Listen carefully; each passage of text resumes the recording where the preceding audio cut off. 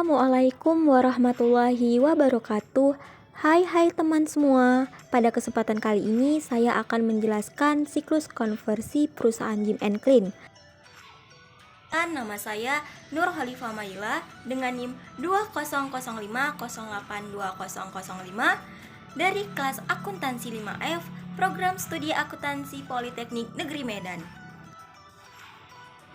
Video presentasi ini saya buat untuk memenuhi tugas mata kuliah Sistem Informasi Akuntansi dengan dosen pengampu Ibu Raya Puspita Sari Hasibuan, SE AKMSI.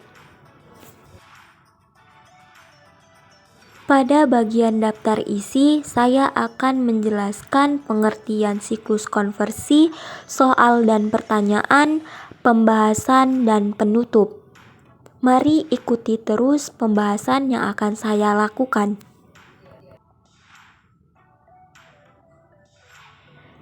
Pengertian konversi. Siklus konversi adalah siklus yang memproses bahan baku, supplies maupun persediaan menjadi produk jadi, seperti barang atau jasa yang siap untuk dijual. Proses yang digunakan dalam siklus konversi antara lain perencanaan produksi, perencanaan bahan baku, penugasan karyawan, akuntansi biaya, dan penyimpanan barang. Soal pada kasus siklus konversi ini menjelaskan bahwa perusahaan Jim & Clean adalah perusahaan yang bergerak di bidang industri yang menghasilkan produk sabun dan deterjen, baik sabun mandi cair maupun sabun mandi padat. Perusahaan Jim & Clean menerima pesanan dari pelanggan yang nantinya pelanggan memberikan syarat pesanan dan bagian perusahaan memberikan kesepakatan kepada pelanggan tersebut. Perusahaan akan memproses produksi barang pada siklus konversi ini. Untuk lebih lanjut lagi, maka ikuti penjelasan saya. Pertanyaan untuk siklus konversi perusahaan Jim & Clean. Pertama, buatlah diagram konteks untuk siklus konversi. Kedua, buatlah data flow diagram untuk siklus konversi. Pertanyaan ketiga, membuat flowchart pada siklus konversi. Pertanyaan keempat, analisislah kelemahan dan perbaikan pengendalian internal pada siklus konversi. Dan pertanyaan yang terakhir, buatlah bagan alir sistem atau flowchart berbasis komputer yang didesain pada pengendalian internal. Diagram konteks pada siklus konversi untuk perusahaan Jim & Clean menjelaskan secara garis besar tahap-tahapan pada sistem ini, di mana sistem ini dimulai dari pelanggan yang memberikan pesanan kepada sistem siklus konversi, lalu sistem ini akan memproses beserta dengan syarat yang diajukan oleh pelanggan dan akan memberikan konfirmasi kesepakatan pesanan atau blanket order kepada pelanggan. Lalu, sistem akan memberikan blanket order ke bagian produksi dan bagian perencanaan. Pada bagian produksi bertugas untuk memberikan atau menghasilkan kebutuhan bahan baku dan operasi kepada sistem. Kemudian bagian perencanaan bertugas untuk membuat permintaan pembelian, jadwal produksi dan catatan waktu kerja, dan hasilnya akan dikirimkan ke sistem. Lalu pada bagian pengendalian persediaan bertugas untuk memberikan laporan status persediaan dan penetapan bahan baku yang dikirimkan ke sistem. Kemudian sistem akan menggabungkan dokumen-dokumen ke bagian penyimpanan persediaan dan melakukan perbarui file persediaan. Selanjutnya akan mengirimkan berbagai dokumen kebutuhan bahan baku, jadwal produksi, waktu kerja, dan status persediaan ke bagian akuntansi biaya untuk dilakukan proses pencatatan dan dilakukan voucher jurnal. Data flow diagram level 0. Di FD level 0 ini saya menggunakan 3 tahapan. Pada 1.0 tahap perencanaan, pada 2.0 persediaan produksi, dan pada 3.0 tahap pencatatan. Pada tahap perencanaan produksi dimulai dari pelanggan memberikan pesanan kepada tahap 1.0. Setelah itu diproses dan menghasilkan kesepakatan yang akan diberikan kepada pelanggan sebagai feedback. Selanjutnya, pada tahap perencanaan produksi juga memberikan blanket order ke bagian produksi dan mengirimkan blanket order ke bagian perencanaan. Pada bagian produksi ini memiliki tugas untuk menghasilkan kebutuhan bahan baku dan operasional. Untuk menghasilkan laporan kebutuhan bahan baku dan operasional, bagian produksi memerlukan data master kebutuhan bahan baku dan urutan kerja. Setelah data master diperoleh, maka dapat ditentukan kebutuhan bahan baku dan operasional yang akan dikirimkan ke sistem 1.0. Selanjutnya, bagian perencanaan juga memiliki tugas, yaitu membuat laporan permintaan pembelian, jadwal produksi, dan catatan waktu kerja.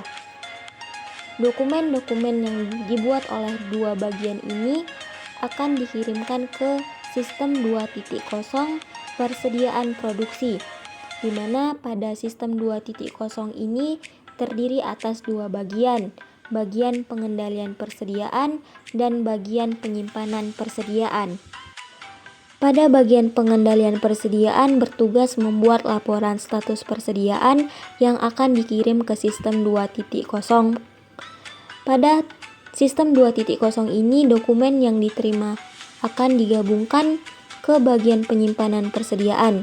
Kemudian bagian penyimpanan persediaan ini akan mengirimkan berbagai dokumen, kebutuhan bahan baku, lembar urutan kerja, dan status persediaan ke sistem 3.0, yaitu tahap pencatatan. Pada sistem 3.0 memiliki dua bagian akuntansi biaya dan bagian buku besar. Sistem yang telah menerima berbagai dokumen akan mengirimkan ke bagian akuntansi biaya untuk dilakukan proses pencatatan. Lalu bagian akuntansi biaya membuat voucher jurnal dan menghasilkan voucher jurnal. Voucher jurnal yang dihasilkan akan dikirimkan ke bagian buku besar untuk dilakukan update buku besar. Data flow diagram level 1 menjelaskan tahap 1.0 secara lebih rinci, diawali dari pesanan pelanggan yang dikirimkan ke 1.0 tahap perencanaan produksi. Kemudian akan diterima kepada tahap selanjutnya, yaitu 1.1 proses persetujuan produksi. Proses ini akan menghasilkan blanket order yang akan dikirim ke 1.2 proses kebutuhan bahan baku dan operasional. Di dalam proses ini memerlukan data master, kebutuhan bahan baku, dan urutan kerja.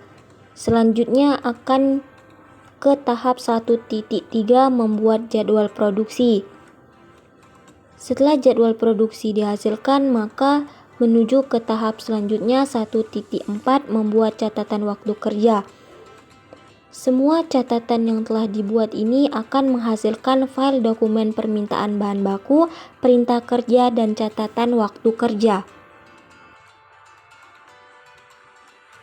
Data flow diagram level 2 atau disingkat dengan DFD level 2, di mana data DFD level 2 ini merupakan sambungan dari DFD level 1, dokumen yang menghasilkan permintaan bahan baku, perintah kerja, dan catatan waktu kerja akan dilanjutkan ke tahap 2.0 proses status persediaan, kemudian digabungkan pada laporan status persediaan, selanjutnya digabungkan kembali ke spesifikasi teknis dan menghasilkan permintaan pembelian.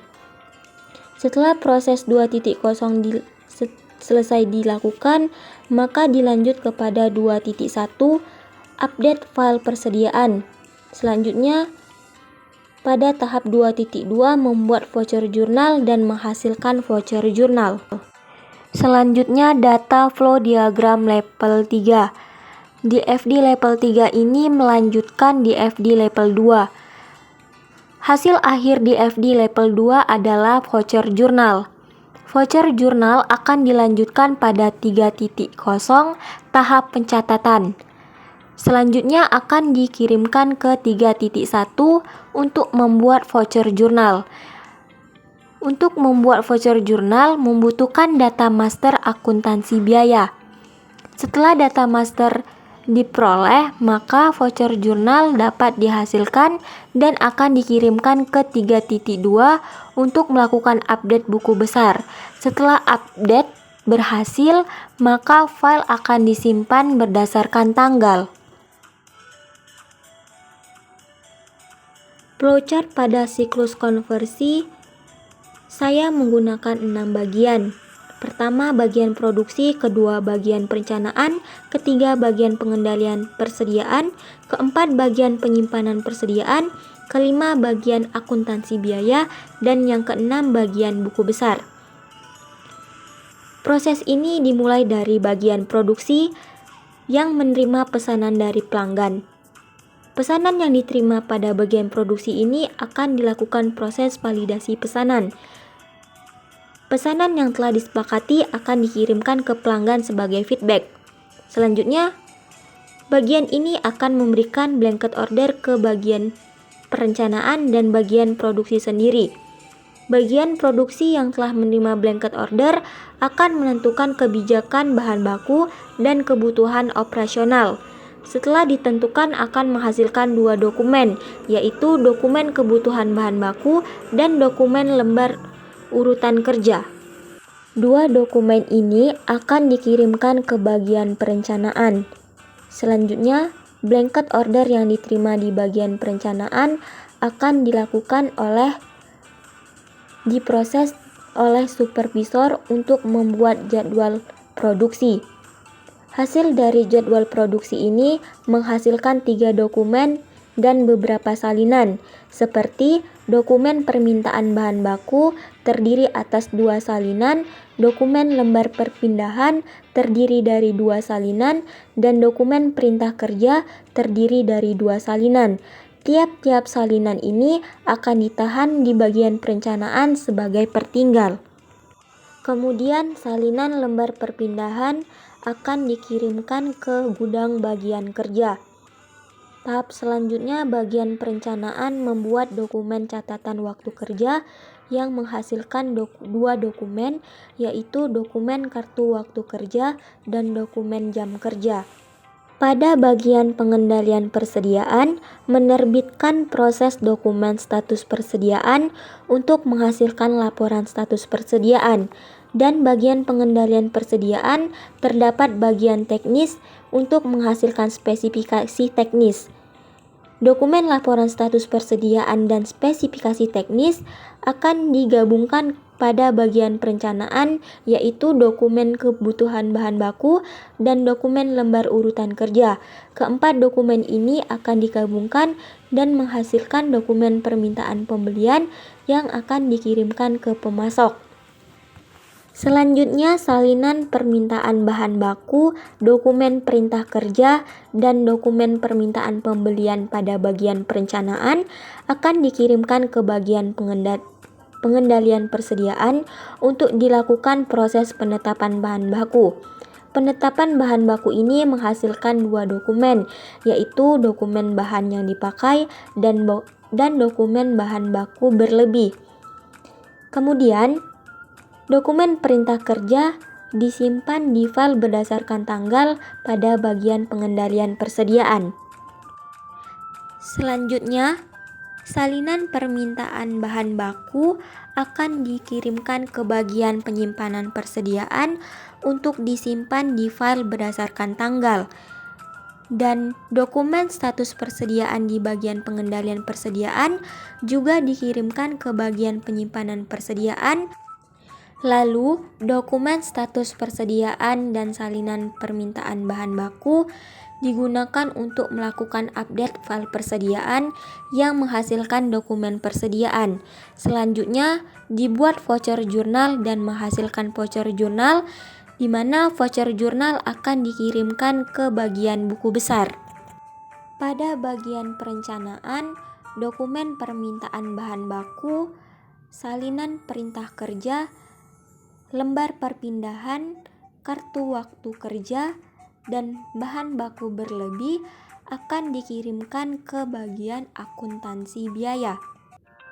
Selanjutnya, bagian akuntansi biaya menerima dokumen-dokumen yang dikirim, dan dokumen-dokumen tersebut akan disimpan di file berdasarkan tanggal, dan dokumen-dokumen juga dibuat voucher jurnal dan menghasilkan dokumen voucher jurnal. Voucher jurnal ini juga akan dikirimkan ke bagian buku besar yang akan diperbaharui file buku besar dan disimpan di file berdasarkan tanggal. Kasus 11 siklus konversi memiliki kelemahan dan perbaikan yang harus dilakukan pada pengendalian internal. Terdiri dari 3 kelemahan dan 3 perbaikan.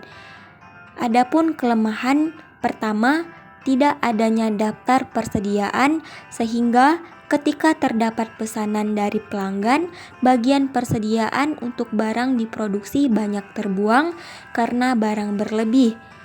Kelemahan kedua, salinan dokumen yang terlalu banyak yang mengakibatkan catatan akuntansi tidak memiliki sumber yang jelas, seperti pada retur barang. Kelemahan ketiga, kurang arahan lanjutan untuk barang yang dipakai atau digunakan pada bagian pengendalian persediaan. Perbaikan yang harus dilakukan, pertama, sebaiknya pada bagian persediaan memiliki daftar barang yang masih tersedia untuk menghindari kelebihan bahan produksi. Kedua, seharusnya pada kasus dijelaskan lebih rinci untuk memudahkan pemahaman pembaca. Ketiga, seharusnya ada arahan melanjutkan ke bagian yang sesuai untuk proses pesanan produksi. Flowchart komputerisasi pada sistem siklus konversi ini sama dengan flowchart dengan sistem manual, yang membedakan hanya pada bagian proses dan bagian penyimpanan.